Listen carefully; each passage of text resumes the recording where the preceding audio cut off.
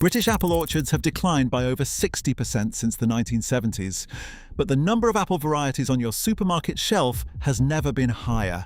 That is not a coincidence. That is a business decision, and it is being made at your expense. Right now, today, Tesco, Sainsbury's and Asda are filling their shelves with apples flown in from New Zealand, South Africa and France. Imported, stored for months in controlled atmosphere units, and sold to you as fresh produce. 8 varieties ranked worst to best. By the end of this video, you will never reach for an apple without knowing exactly what you are actually buying.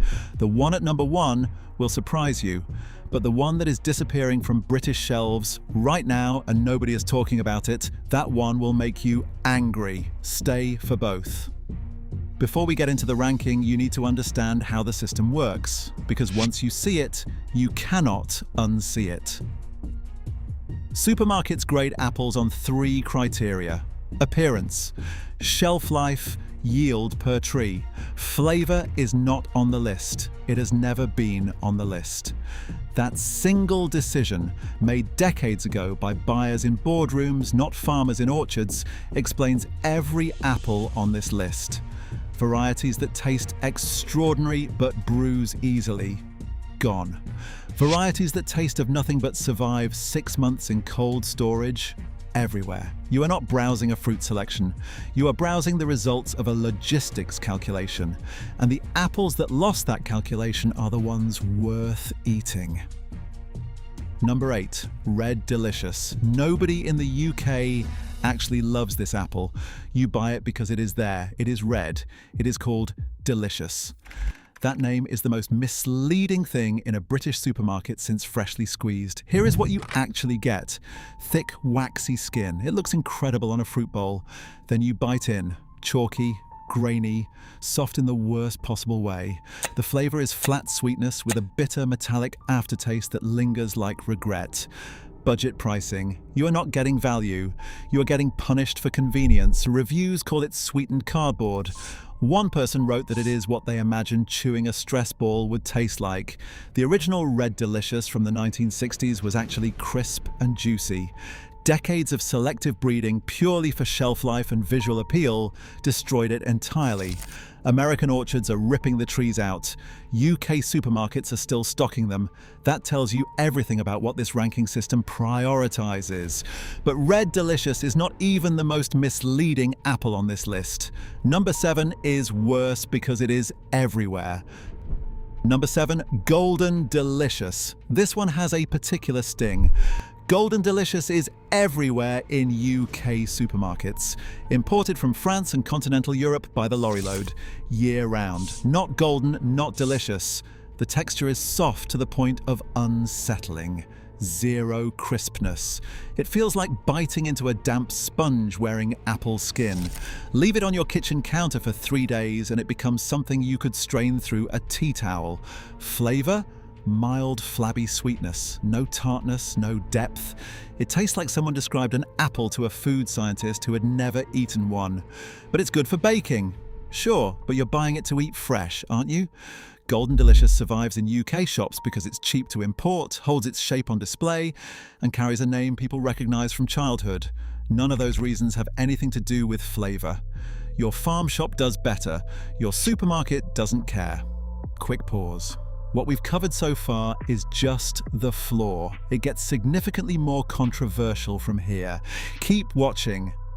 Number 6, Granny Smith. I know the Granny Smith defenders are already typing. Aggressively green, rock hard, so tart that eating one fresh is essentially a dare. The skin catches on your gums, the flesh is dry. Without caramel, peanut butter, or a considerable amount of denial, most people genuinely cannot eat one straight. Now, a properly ripe Granny Smith turns slightly yellow with a red blush. That version is genuinely different. More complex, more nuanced. You will never see one in a Tesco. They are picked weeks early to survive the journey from South Africa. Granny Smith dominates UK shelves, not because it is better than traditional British cooking apples, it is not, but because it ships like a tank. It replaced the Bramley in many homes, purely through logistics. Not flavour, not quality. That is not a market victory. That is an ambush. At least Granny Smith is honest about what it is. Number 5 is not. Number 5, Gala, the most produced apple in Britain.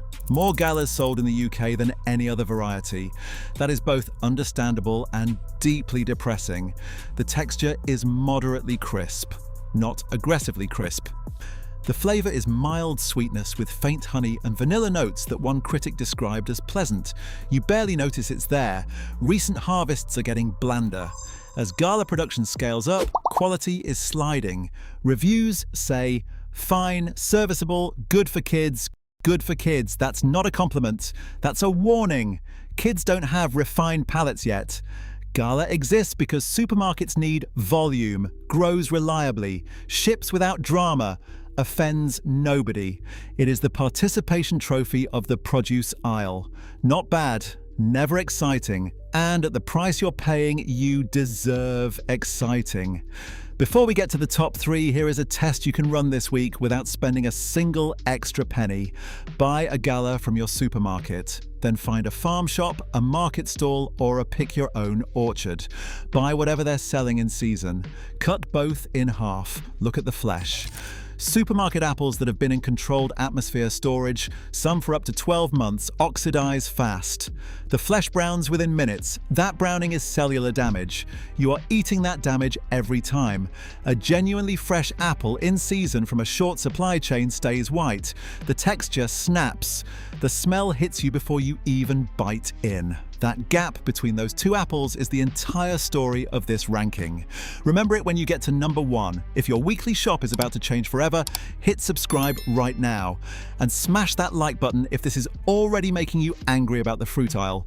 Because the top 3 are where this gets genuinely wild. The number 1 pick has a quality control system unlike anything else in British retail, and it's the reason you've probably never had a disappointing one. Don't tap away. Wait, before we get to the top 2, I need you to know that one of these apples is slowly disappearing from British shelves. It's been here for nearly 200 years, and most people haven't even noticed it's going. That's coming up right now. Number 4. Cox's Orange Pippin. For 150 years, this was the British apple, developed in Slough in 1830, named after its cultivator, Richard Cox. For generations of British people, Cox was apple season, and when it's good, it earns everything. Complex, nutty, aromatic. The scent alone is worth it. Floral, rich, unmistakably autumnal. So here's what's actually happening. Cox is difficult to grow. Vulnerable to disease, sensitive to storage. So as supermarkets push prices down and demand year-round supply, British Cox orchards are being torn up. Farmers are switching to easier, more profitable varieties. A piece of British food heritage disappearing in slow motion, and nobody is talking about it. The supermarket version in February, powdery, pale, a ghost of what Cox can be. Find it in season from a British farm stand in October. That experience is worth everything. The supermarket version is a betrayal. The Cox needs saving. But this next apple? It doesn't need saving. It just needs more respect. Number 3, Braeburn. The most underrated apple in Britain, and it isn't particularly close. Firm, consistently crisp, every single time. The flavour separates it from mid-table mediocrity, sweet and tart in almost equal measure, with a spice depth that develops as you chew. Hints of pear, warm spice, something almost winey in the best specimens. British-grown Braeburns, particularly from Kent, are consistently excellent. And crucially, Braeburn holds its quality in cold storage far better than Cox or Gala. A Braeburn in March can still genuinely impress. Eats brilliantly fresh, bakes well, pairs with cheese. A very important British metric, mid-range pricing. No drama, just reliability. The criticism, some imported batches are dry and hollow. Check the label, buy British where you can. The difference is real. Braeburn is the Apple equivalent of a mid-range car that actually handles brilliantly. Nobody's writing poetry about it, but you'd miss it immediately if it vanished. two left, two completely opposite philosophies about what food should be. One costs significantly more than anything else on this list. The question isn't whether it tastes good, the question is whether it's worth it. Here's the answer. Number 2. Jazz, a genuine British success story. A cross between Braeburn and Royal Gala, now grown extensively in UK orchards. British Jazz is a product worth being proud of. The texture is firm, decisively, confidently firm. It snaps cleanly when you bite in and stays crisp. Jazz does not go soft on you. Jazz shows up. The flavour is bright, tangy and layered. High acidity cuts through the sweetness. Genuine complexity, not just sweetness. Citrus notes, stone fruit. A clean finish that leaves your mouth refreshed, not coated in sugary residue. Premium pricing, but not punishing. Unlike our number 1 pick, the quality is consistent. You know what you are getting with Jazz every time. Available in UK supermarkets from October through spring. Widely grown here, properly British. The only reason it is not number 1 is that it does not quite stop you in your tracks. That distinction belongs to the top spot. And what is at number 1 has a quality control system so strict and so deliberately controlled that a substandard version of it legally cannot reach a supermarket shelf. That is not marketing, that is a promise. Number 1. Honey Crisp. Yes, it is American. Developed at the University of Minnesota in 1991. And yes, that matters. Honeycrisp is doing something no British bred apple has managed in a generation. It is changing what British consumers expect from fruit. Here is the science. Honeycrisp was engineered to have larger cells than other apple varieties. When you bite in, those cells fracture explosively. The juice does not trickle, it floods. The crunch does not just sound crisp, it feels structural, like the apple has genuine architecture. The flavour backs it up. It is intensely sweet with real tartness underneath, honey notes and citrus brightness, depth that Gala and Fuji simply do not have. Not a sugar bomb, but actually complex. You will not find it on every shelf. Waitrose, Marks and Spencer, and select farm shops stock it. You will have to look. It is a premium buy. Is it worth it? When it is good, absolutely. One reviewer said they genuinely had to sit down after the first bite. They thought they knew what apples were. An honest caveat though, poorly stored specimens can be watery and hollow. You are taking a chance at that price point. But here is what that chance represents. Honeycrisp did not just create a premium apple market, it proved that British consumers would pay for flavour if someone actually bothered to deliver it. That is a revolution in apple form. Here is the real scandal. British supermarkets are not choosing their apple range based on what tastes best. They are choosing based on appearance, shelf life, and yield per tree. Flavour is not on the list. It has never been on the list. The Cox is disappearing. The Red Delicious is still there. That is not an accident.